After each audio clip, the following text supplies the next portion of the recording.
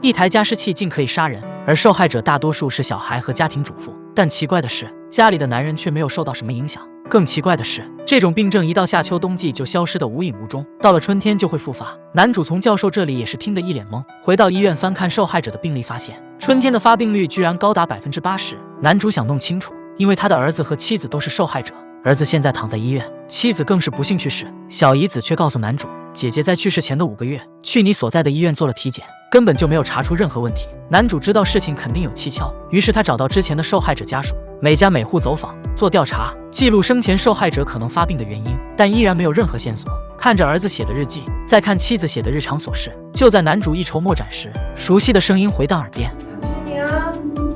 男主打开门一看，妻子和儿子好端端的在自己面前，但早已物是人非，一切都是假象。可就在这时，妻子不停的咳嗽，男主看了一眼旁边的加湿器，不禁回想起之前在采访受害者家属时，家里也在用加湿器。男主突然想到，如果是加湿器造成的，那就拿动物做实验，肯定能查出蛛丝马迹。果不其然，在几周后，实验人员告诉男主，小白鼠全部因肺病死亡，而引发肺病的罪魁祸首不是加湿器，而是小白鼠吸入了一种叫 PHMG 的化学物质。这种物质在加湿器的水里被检测了出来，可为什么会有人在水里加入这种东西呢？男主突然想到，之前采访的受害者使用的加湿器杀菌剂和妻子买过的杀菌剂一模一样，也就是说，杀菌剂里含有这种化学物质。知道事情真相的男主决定曝光该产品。第二天新闻就报道了这款加湿器杀菌剂会引发不明肺病而导致死亡。和它相比，香烟的致癌率是正常的20倍，但这种化学物质的致癌率是正常的47倍。生产该杀菌剂的公司立马召开会议进行应对，然后交给自己的得力助手全权负责。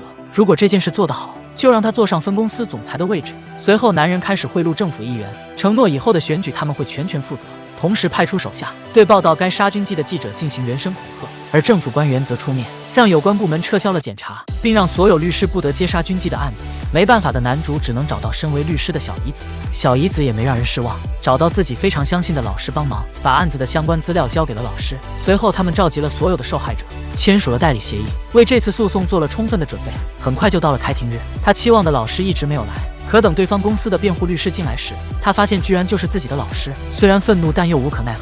原来在他走后，老师就被杀菌剂公司的人收买了。在法庭上，他提议要求第三方重新鉴定杀菌剂的有毒性，延缓开庭时间。同时，他们还拿出一笔巨款和受害者家属达成和解。其中一名受害者没能经受住诱惑，签署了和解协议。这种分化瓦解的策略严重影响了受害者的心理。法官根据对方提供的材料，经过短暂协商后，便接受了他们的请求。小姨子拼命反对，但没有任何作用。就这样，案件又被拖延。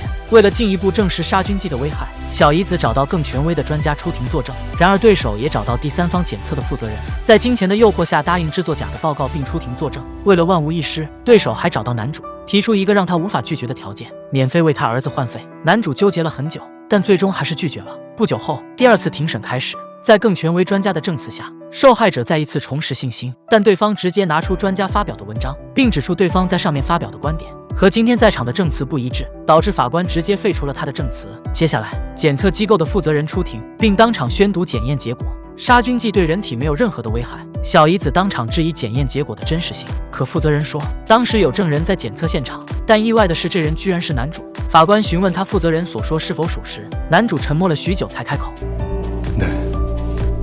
틀림없는 사실입니다. 가습기 살균제는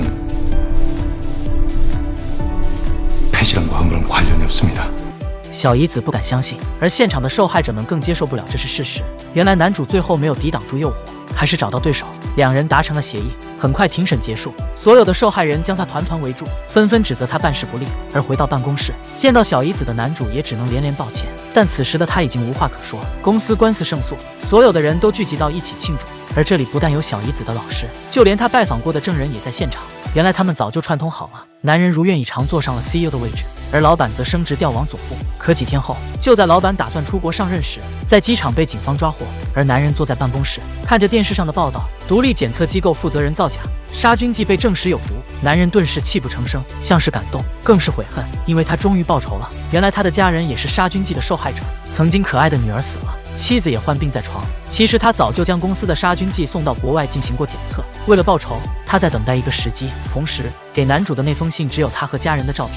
男主发现后立即找到他，于是两人联合起来，他们假装和实验室负责人是一伙，在他们做检测时偷偷录下了全过程。男主在法庭上的倒戈就是为了一网打尽，所有的事情都水落石出，公司老板也受到该有的惩罚，男主的儿子也找到了合适的废员，成功苏醒。故事到此结束。这是根据韩国2011年真实事件改编，据说当年受害者高达200万，死亡人数就有2万之多，才最终在2020年将凶手绳之于法。这不禁让我想到3鹿奶粉事件，虽然已经过去10几年了，但当年的受害者和家属这一生都遭遇身体和精神的双重折磨，始作俑者仅仅是10多年的牢狱之灾，这公平吗？我只想说，坏人死不足惜。